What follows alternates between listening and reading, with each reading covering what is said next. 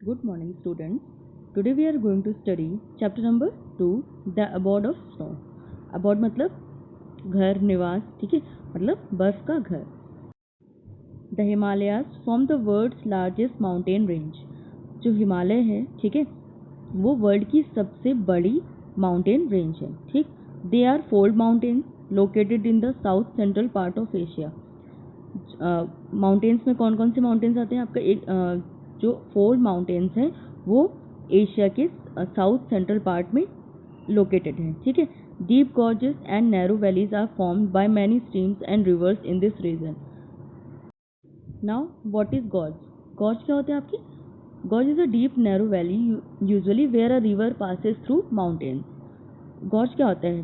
Gorge एक narrow valley छोटी या सकरी घाटी, गहरी घाटी होती है, ठीक है, जिनसे आपके रिवर्स निकलती हैं. ठीक है, रिवर्स जैसे आपने अभी किसी डायग्राम में आपने बनाया होगा ना, जैसे आर्ट में आप लोग बनाते हैं, आप ऐसे माउंटेन्स बनाते हैं, ठीक है, फिर उसके बाद यहाँ से ऐसे आप एक रिवर निकाल देते हैं. ठीक है, तो वो इस चीज़ को ही हम क्या बोलते हैं?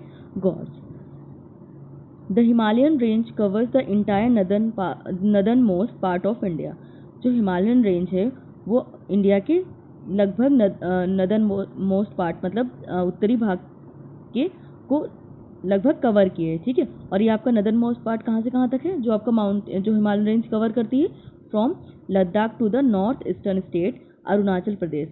ठीक है, आपका सबसे उत्तरी भाग जो है नदर्न मोस्ट पार्ट मतलब लद्दाख से होते हुए नॉर्थ और ईस्ट उत्तरी और पूर्वी भाग, ठीक है, कौन से स्टेट में?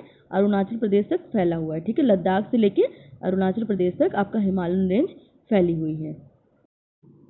As you see in the map, mountain range are indicated with brown colour. ठीक है, ये ब्राउन कलर है. ठीक है, इससे आपको क्या, ये माउंटेन्स या हिमालयन रेंज इंडिकेट की गई है. ठीक है, तो ये लद्दाख से कहाँ तक फैला हुआ है? अरुणाचल प्रदेश से. ठीक है, तो ये जो आपका ऊपर वाला भाग होता है मैप का, ये क्या होता है? आपका नदर्न पार्ट होता है, और नीचे क्या होता है आपका? साउथ.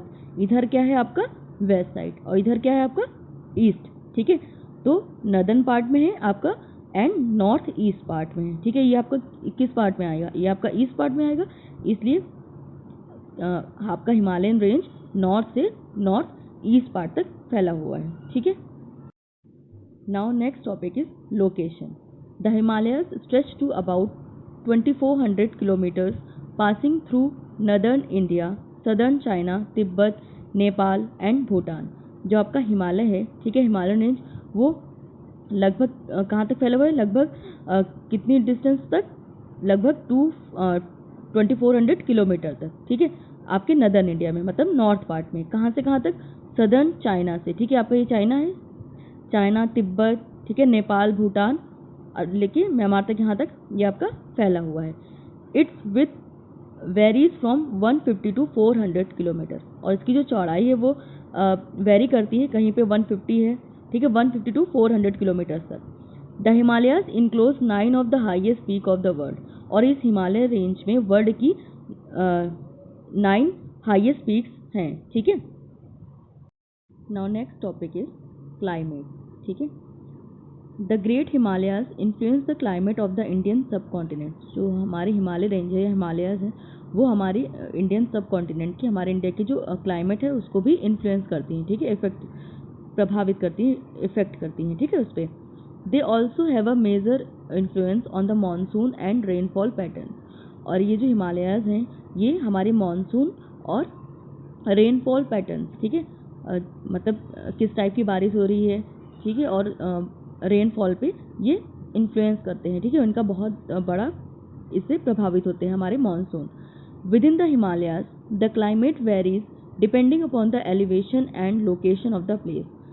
और हिमालय रेंज में भी जो क्लाइमेट है वो डिपेंड करती है, वो वेरी करती है. ठीक है, मतलब उसकी हाइट कहाँ पे है और उसकी हाइट और लोकेशन के अकॉर्डिंग जो हिमालय रेंज में भी क्लाइमेट हमारी क्या करती है? वो वेरी करती है. ठीक है, अलग अलग जगह पे अलग अलग होती है. ठीक है, the temperature decreases as we go higher and the atmospheric condition becomes extremely cold.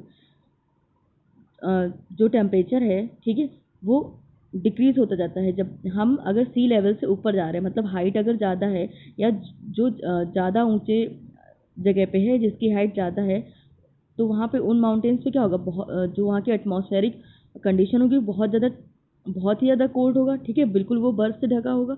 जो सबसे नॉर्थ मोस्ट पार्ट में जो आपका हिमालय रेंज होगी, ठीक है, या माउंटेन होंगे, वहाँ पे क्या होगा, वहाँ पे बहुत ज़्यादा ठंडी होगी, ठीक है। The slopes of the mountains are covered with snow and ice. और जो स्लोप होते हैं, जैसे कि ये माउंटेन आप डायग्राम में देख रहे हैं ना, ये स्लोप है, और ये जो स्लोप होते हैं माउंटेन, वो किससे कवर होते हैं, स्नो एंड आइस से, ठीक है, बर्फ से ढके होते हैं, इतनी ज़्यादा वहाँ पे ठंड होती है। Cold winds blow from the high mountains towards the valley. और जो ठंडी हवाएं होती, कोल्ड विंड्स, वो कहाँ से कहाँ तक बहती हैं, वो हाई माउंटेन्स, ठीक है, ऊंचे माउंटेन से वैली तक, घाटी तक, ठीक है, माउंटेन से वैली की तरफ कोल्ड विंड्स चलती हैं। The western Himalayas are covered with snow and are colder than the eastern Himalayas which are low in height. जो वेस्टर्न हिमालयाज के जो माउंटेन्स हैं वो स्नो से कवर्ड रहते हैं, ठीक है, बर्फ से ढके रहते हैं, और ईस्टर्न हिमालयाज के माउंटेन से ज़्यादा ठंडे होते हैं, ठीक है। क्यों? क्योंकि जो वेस्टर्न हिमालयस के माउंटेन्स हैं उनकी हाइट ज़्यादा होती है, ठीक है, हाइट ज़्यादा होगा तो क्या, टेम्परेचर हमारा डिक्रीज़ होगा, जितनी हमारी हाइट बढ़ेगी उतना ही टेम्परेचर डिक्रीज़ होगा, कम होगा।